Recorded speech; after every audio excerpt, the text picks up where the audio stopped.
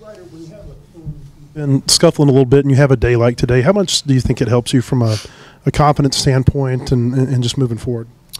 Yeah, I mean, recently it hasn't been the best, I would say, but just moving forward, a day like today, it's always good to feel like a barrel and barrel fair and do that. But I think just sticking with the process and going through and not worrying too much about like approach and stuff like that, I would say just sticking with it, knowing that what I'm doing is correct. And yeah, today's a good day to have. So you didn't have a hit before the home run, but you'd had a sac fly. I think you got hit by a pitch. Were you pleased with the bats that you were having before then? I wasn't like too pleased with them. I was chasing some pitches, but just like I think before I went up to that last one, I was just telling myself like have a good approach, stick with it, like don't chase, and I was happy with that. Like I think he threw me a slider in the dirt the pitch before, and earlier in the day I was kind of chasing, so I was happy with the take on that. So yeah. And then Kuhio, I mean, how do you explain this run you've been on the last few games? I just feel good right now. Just trying to hit hard, keep it simple. Does it feel good that you're getting, it's not just left-handers that you're hitting against, you're having success against right-handers too? Yeah, so, I mean, honestly, I don't really think much of the play, If the ball's in the zone, I'm more than likely to swing, so these 107, mile-per-hour exit velocity singles, you're not really thinking like home run, double, extra base hit. It's just walk us through him kind of, even when it is a single that's hit so hard, I mean, is it just that's the approach, like just find a way to get on?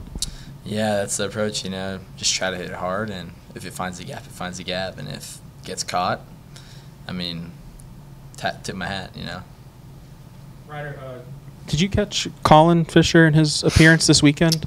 No, not this weekend. What have you seen from him, since he had the injury last year, only 2 appearances this year, but he's looked really good. What have you seen in his maybe development since coming back from injury?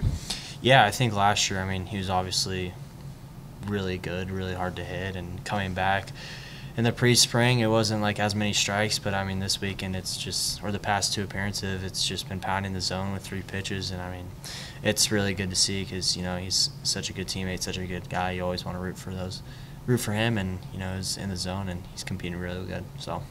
Aside from, because he doesn't have this high 90s fastball, aside from the control, what is it maybe that makes him really hard to hit?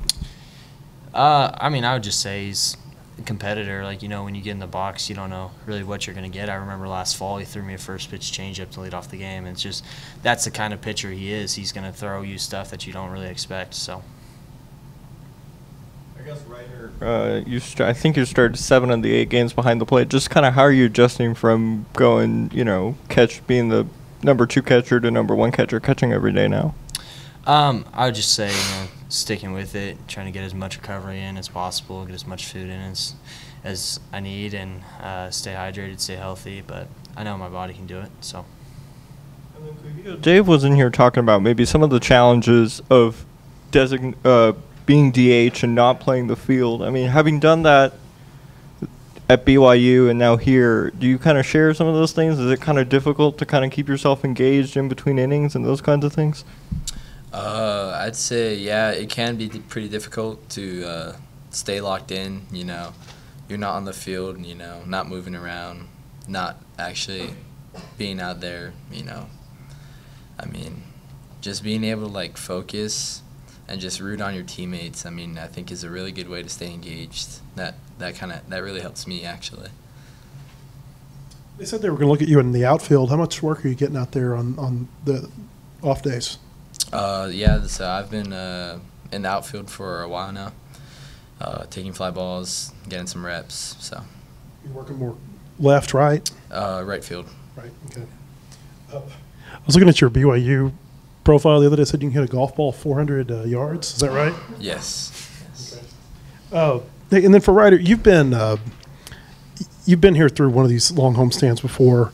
It seems like every year, whenever Arkansas has these, you can really see a lot of growth from the start of it to the end of it. Just having been through one of those, how does the team grow during this time? Yeah, I mean, I think road trips are fun, but being here and playing in front of our fans is the best. It's the best fans in the country. I think being here is awesome, and like growing as a team. We're here all the time. We're practicing. We're not having to worry about like traveling and some people not being able to travel. I think just coming together as a team is awesome. Coach Van Horn was in here earlier and he gave an update on Gage, just for both of you to kind of get the relief that it may be a few weeks, but it's not something worse. I mean, what was the thought whenever you heard that? Yeah, I mean, shoulders are scary, I'd say, and I mean, it was really good to hear. So. Yeah, it's really good to hear. He's one of our guys, and I mean, he's really done a lot for us. So